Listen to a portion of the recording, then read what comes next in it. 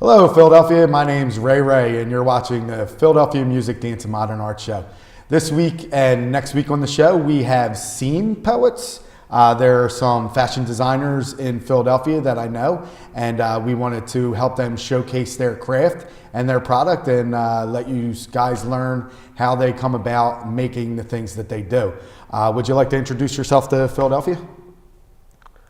Hi, I'm Mike. Hi, I'm Michelle Mercier. Michelle, Mike, how long have you guys been creating product for Seam Poets? We've been working together since 2008.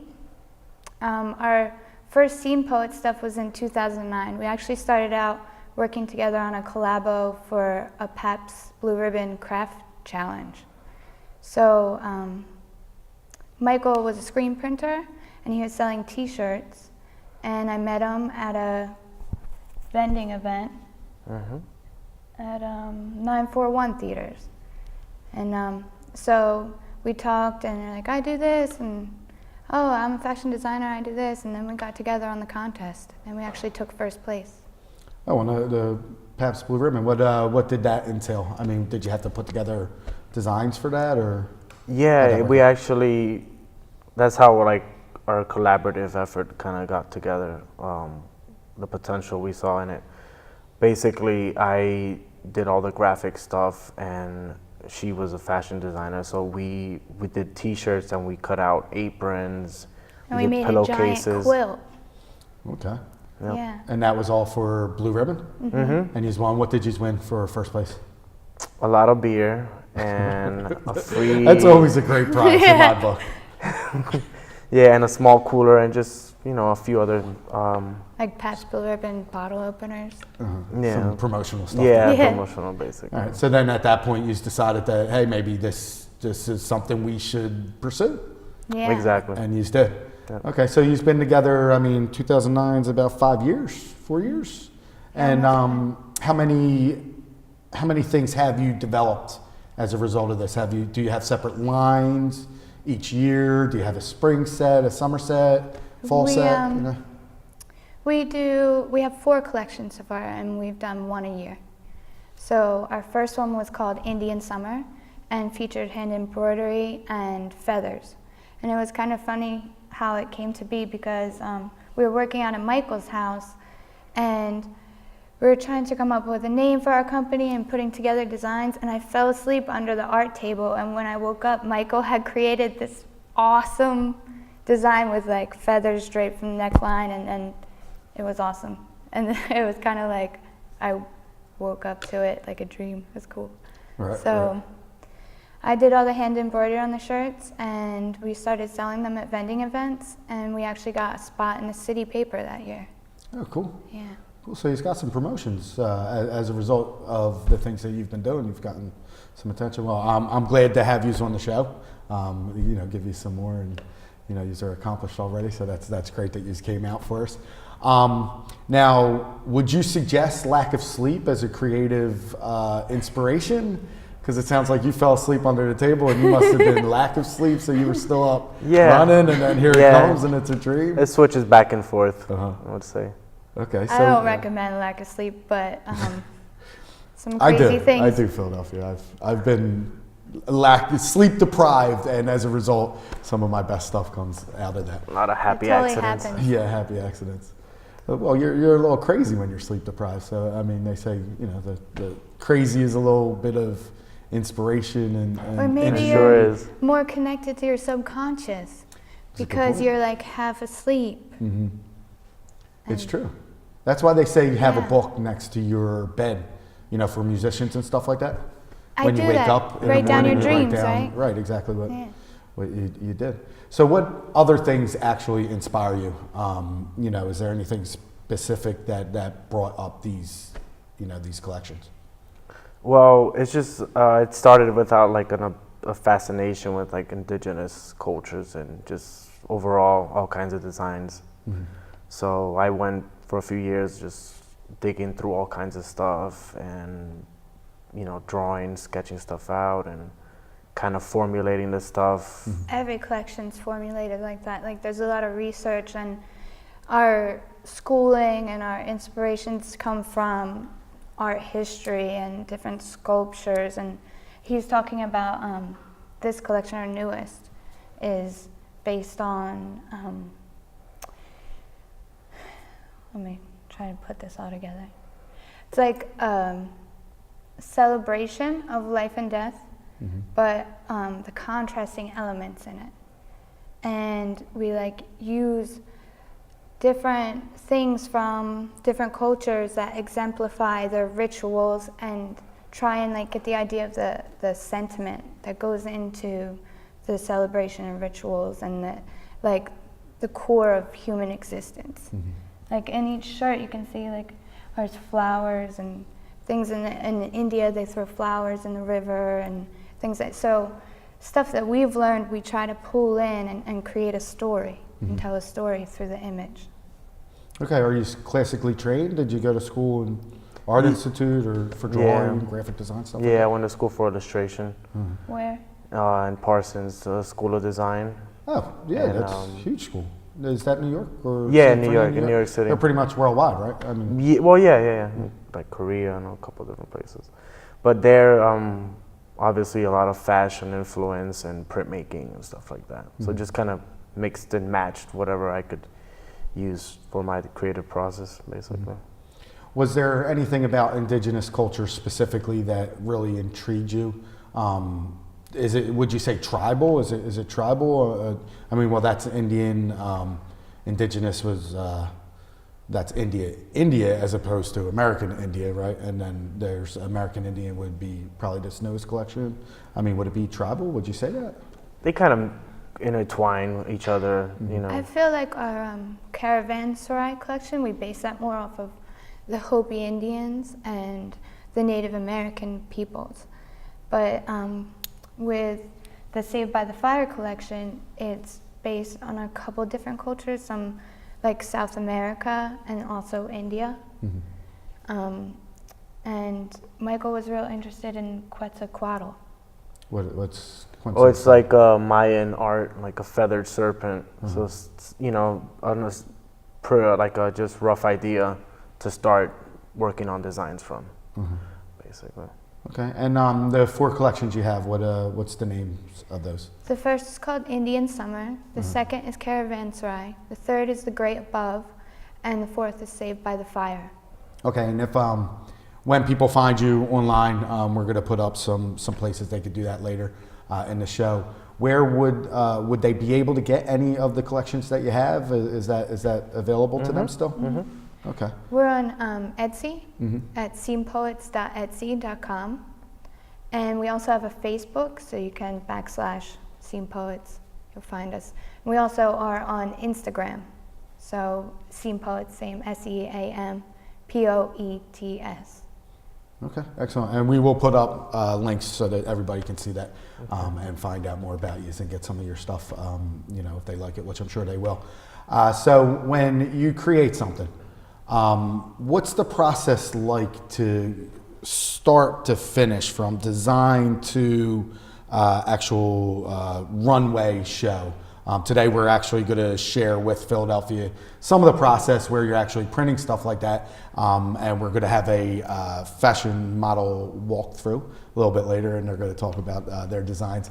But could you talk about that process from design to vending? You know, just explain, you know, somebody new that wants to get into it, how do they go about that? Well, first, you know, you just start writing down ideas and researching through different books. All the preliminary work. Collaging, computer stuff. Inspiration boards, colors, finding like your whole theme. And What kind of computer programs do you use? Is it Photoshop? Is Photoshop, Illustrator. Basically, that's those two. Okay. And then after that, it's just, you know, picking out clothing, what kind of, you know, shirt styles you want to present. finding out what's in style then, finding out what's working best with the image. Yeah, different color variations, you know, all that type of stuff, and getting feedback back and forth. And then you print the shirt? Yeah. Right. Yeah, pretty much. And there's a story that you were telling me when I come out of tape. They have an automated thing now that does the shirts. Yeah, You know, and it's it so can fast. a bunch of shirts. But you started in your house. Yeah, we you know, started just in printing. Michael's house, and we just had one press. So when our first collection, we were doing shirts, it was like 5 or 6 different colors, and it would take us like half an hour to an hour to make this one shirt. Right. And it was funny because everybody would want to pay like $20, $30, and you're like, oh, it took me so long to make that. It took me 8 hours to make that shirt. Yeah. And then we eventually moved to a studio in Fishtown. We were sharing with a jewelry artist, and we got a 4 color press. Okay. So then we were able to do it a little faster, but like 100 shirts would take us the whole day, day and a half. And even making like the screens to make the shirts was, in the beginning, you couldn't let light touch them and everything, and now that's all automated. There's a light box and you just put it in, but before we were like in the tub sink spraying them out and water everywhere and putting your finger over the hose to make it more strong, and it was like really crazy. A lot of like DIY, trying to just do it yourself and do it on a budget, because when we first started we were just like not just vending to make money. And I eventually got a job bartending because somebody needed to fund it. Well, that's actually, this is a very common theme to Philadelphia Music, Dance, and Modern Arts show. It's people really just making their dreams come true through their hard work. Like, you know, every band that we had on here over the past 15 episodes, they all have jobs. Designers all have jobs. Me, myself, I have another job as well, Philadelphia. So we can certainly appreciate the fact that you work hard so that you could follow your dreams, and you put your craft out there because you believe in it and you want it to succeed, and that's where the hard work comes from. And they're the best success stories there are, truly. So Philadelphia, we are going to go to their shop. We're going to see how they actually produce these shirts, and then we're going to come back and we're going to do a little fashion show and let them talk a little bit more about it. Thanks a lot for watching, Philadelphia, and we'll see you in a few minutes.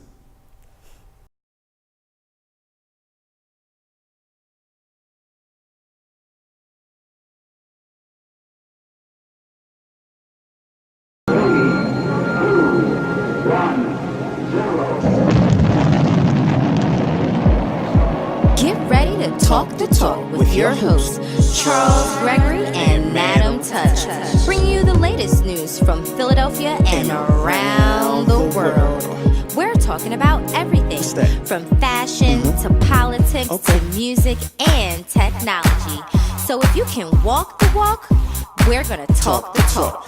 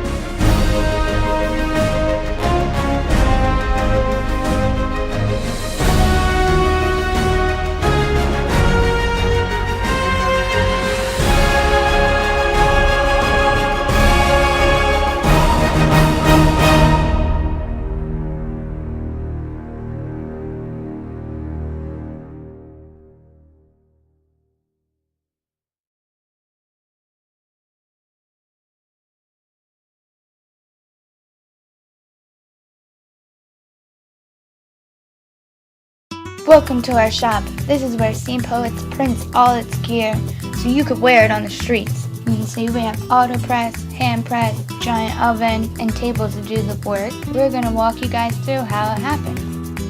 Right now Jason's taping a film to a screen so that he can put it in the light table and burn the image into the screen. It's much how a negative is created on photographs. It sucks out all the air so the image is completely flat against the screen, so that when the light goes through, it goes through every other part except for the image, and you'll be able to watch the emotion out of that part. The light table is the greatest invention ever. You just close it and turn it on. It's really cool. After it's done burning the screen, we'll take the screen out and then take it over to the bath. This is one of my favorite parts because it's pretty magical. Spray it clean, the image just appears before your eyes, and all the emotion that wasn't touched with light comes out of the screen. It's much like how a negative is made for film and photography. And there it is, making the image. He's checking if there's any spots that didn't come out. He's going to hit it up with some air, super clean it, get the rest of the water and the rest of the emotion out. Then we're going to set it in front of the fan to dry. That's an image from the Saved by the Fire collection. Usually we put them on racks and let them dry overnight, but we want to use this screen right now. Here we have Bobby aligning screens on the auto press. The auto press is another great invention. It saves so much time, especially when you're doing more than 3 colors. Here is adjusting the squeegee pressure, and now he's working out the alignment. Every screen has a mesh count, and according to the number, it's either larger holes or smaller holes. So you adjust the pressure on the squeegee and the amount of ink that gets pushed through to achieve the perfect amount of ink on the shirt. Now he's applying ink to the screens. Has 3 colors, yellow, red, and turquoise. Every screen is set up. This is going to be for our Kachina style print. You can see here, the squeegee pushes the ink, another one drops down and refills the screen. Then it moves on to the next color. The auto press does an even amount of color on each one. The auto press is so amazing. We're printing a test print to make sure it lays out correctly and everything's aligned. Now we're going to take a look at the final print. Now we're checking for the quality and consistency of the print. And once we're satisfied with that alignment and that design, we'll go to print of every shirt. We're looking at my shirt to make sure it's right. It's going to be like this when it's finished. And right now we're printing the Kachina men's long sleeve tees. With the auto press, there's a lot of setup, so any job you print on it is going to be more than just a couple of shirts. With the automatic press, the only thing you got to do is stand and take the shirts off as they're done. It prints the 3 colors. You can see the results are pretty phenomenal. Get the same thing every time. Then we're going to bake it in the oven. This bakes the ink onto the shirt. That way you can wash it. Nothing comes out. We joke about cooking pizzas in there. There's Michael on the other side catching the shirts. He's laying them out nice and sorting them. If Michael wasn't there, the shirts would probably just fall into that box. Jason is applying ink to the screen on the hand press. This is a 1-color job on a smaller amount of shirts. So now he's filling the screen with ink, applying pressure and pushing the ink through the image onto the shirt. This is a test print. It's pulling it off the palette. We're going to bake it in the oven, and then we're going to check the quality of the image and see if it came out the way we like. Michael's checking that everything came through. This image is really cool because it represents a fire pit where the bones are crossed across the fire and the roses are like the stones. And the triangle with the lightning bolt is to represent the actual fire. We call it Rosa Fuego. Now you can see both shirts being processed, one by hand, one by the automatic. This is how it happens. This is how we get the art on the shirts, so we can get it to you and it looks cool. This is how we get all of it done. Bring our designs to you. The Scene Poets printing in full swing. That's how we bring you artists in apparel. Getting baked in the oven, come out the other side, artwork on your t-shirt. There's the shirts falling in the box. Thanks for watching. Come back next time. Buy our shirts. And welcome back, Philadelphia. I am Ray Ray, Philadelphia Music, Dance, and Modern Art Show. We were just showing the Scene Poets, Michael and Michelle, at their shop, producing their fashions. And we're going to have a little model walkthrough for you. We're going to do a little fashion show. So, Michelle, would you like to explain what people are going to say? All right, so the first piece is a piece from our Caravanserai collection. And this collection was inspired by, it's based on the idea of a dystopian society where people move around like nomads and tribes. So every tribe will have their like armor, warrior insignia, and these are warrior survivalists. So we were inspired by Native Americans, and we pulled a lot of colors and design elements from the Hopi. And we were inspired by the future and that thinking of a society where people are always on the move. So we wanted it to be more edgy and bold. And comfortable at the same time, right?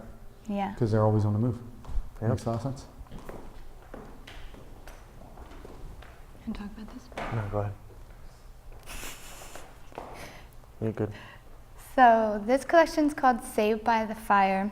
It's based on the celebration of life and death, the elements used in rituals to convey sentiment and the feelings of human existence. And you see the image is kind of like a altar piece, which is like reminiscent in the Mexican culture where they make little dioramas for the dead on Day of the Dead.